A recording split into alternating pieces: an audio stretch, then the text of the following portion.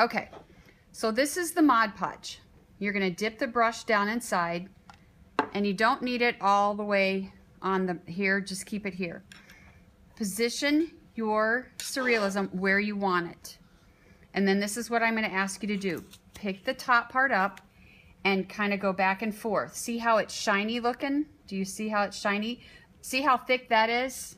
There you go. It's too milky. You want it to smooth it out. Because remember what happens to paper when it gets wet? It curls. Now I'm going to push that down and I'm going to go over the top of it. Why? So that I can make sure that that's really secure. And now I don't know if you can see this, but I can lift this up. So I'm going to jam my paintbrush underneath there so that now I'm actually gluing my image together as well. And see how I can pick her face up? I know that sounds terrible. Oh, now I can see her real eyes. I'm going to lift this up underneath there and I'm going to slick everything down to secure it. And then I'm going to lift it up again. Maybe not. Maybe I got it underneath there, but I'm going to kind of work quickly. If I go over this and go over this and go over this with a paintbrush, the paper starts disintegrating. So you've got to work fairly quickly. Now I've got that part secure. I'm going to lift the rest of her up. And I'm going to go underneath and see how I'm going back and forth on the journal. And then I want to make sure, see how that was flappy? Now I'll just put a little bit there as well.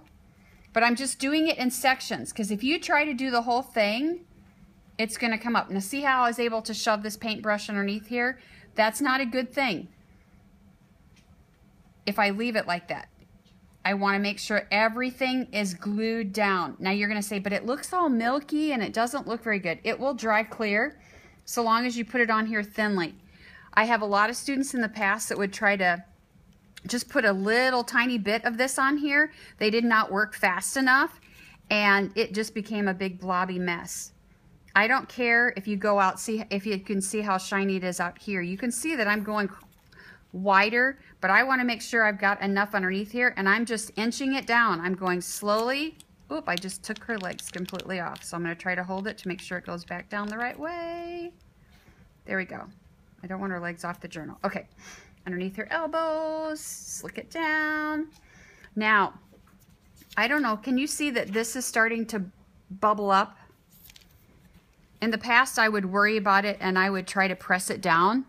I've learned that if I do that, then I start taking the color off of it. And honestly, there's some wrinkles and crinkles you're just going to end up with. It's just part of it. And I understand that when I'm grading, so I don't want you to freak out like, but it's got all these wrinkles. Yep, I know, mine did too. And now I'm just making sure that the edges are down. That is, I think, the number one thing. Why? Because if I leave that being flappy, that's the part that will get ripped off. For you, it would be when you're putting it in and out of your tote tray or picking it up. And for me, I put it in and out of my little folder that I keep these in or on my shelf, and it'll get ripped off. Now tomorrow we may come in and some of this maybe have popped up. We can just touch it up at a later time, because if everybody has to have this done, we'll do the Sharpie tomorrow. Not today, because it'll ruin the Sharpie.